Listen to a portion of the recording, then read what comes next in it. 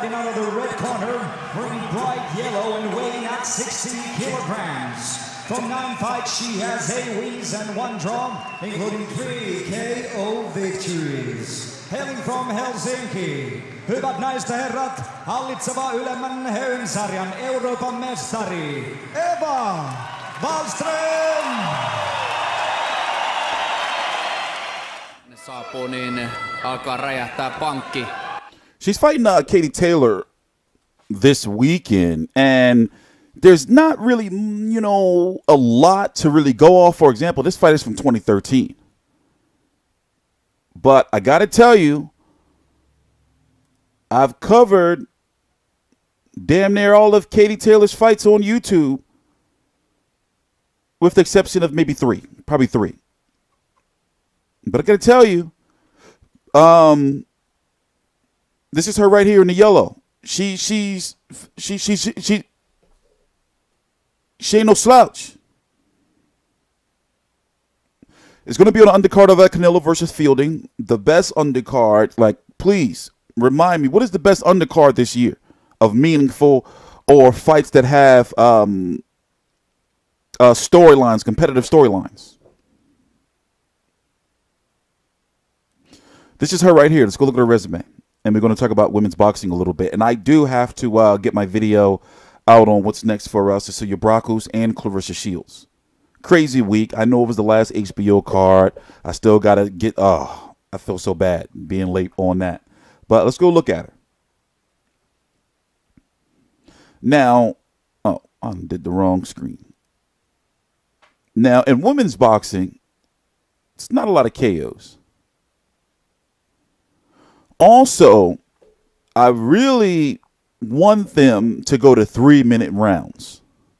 I think it's time to even the playing field. Gender equality.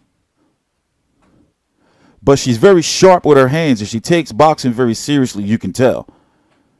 So in her mind, I know she's coming over here to fight, and Katie Taylor being who she is, I'm pretty sure her team has done some research, and it's time for her to have a tough fight. Here, let me show you some clips of Katie.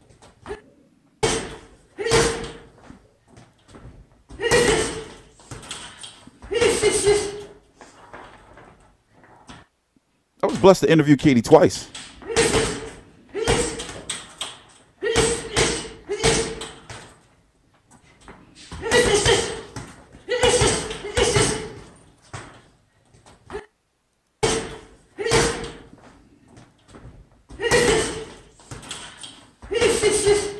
Here's the rivals right now. Now, Katie Taylor, luckily for her, all of her fights for the rest of her career are going to be televised.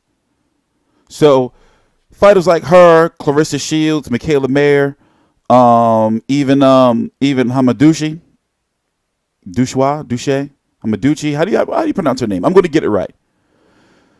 I really would like to see this fight. That's a big fight in women's boxing. Layla McCarter is also going to be going back down to 135 pounds. Cecilia Brækhus is saying she can make 140, but she is undisputed at 147.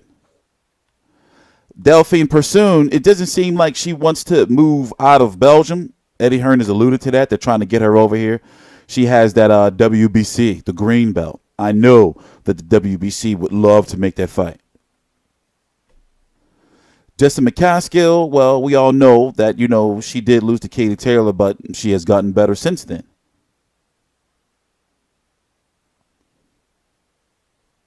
But looking, Cindy Serrano, I was really disappointed. The Amanda Serrano fight can possibly happen, but Amanda Serrano has been boiling down to 115 pounds, and then her opponent dropped out.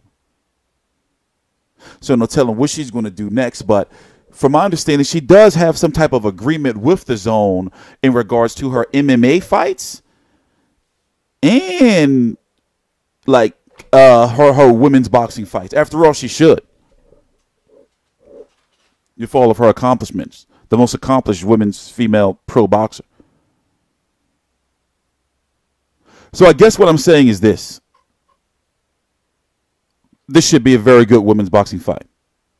And the card overall, as you can see, Canelo Fielding, That was great. I thought I called him Canelo Fielding. Canelo versus Fielding. Tevin Farmer, Francisco Fonseca, David Lemieux, Turiano Johnson, the Katie Taylor fight, which we're talking about, Saddam Ali, Mauricio Herrera, King Rise on the card, Lamont Roach, Basil Agave. Is Fonseca, is Victor related to Francisco? Virgil Ortiz Jr. and Yavas Ulysses Jr. He beat up the Hebrew Hammer last year. I always remember him for beating up the Hebrew Hammer and showing off. Being a showman. But I'm TstreeT Controversy. This is TstreeT Controversy Live. We're going to be covering all of these, and we're going to be here for the post-fight press conference, the final press conference, the weigh-in, etc., etc., etc. Please subscribe.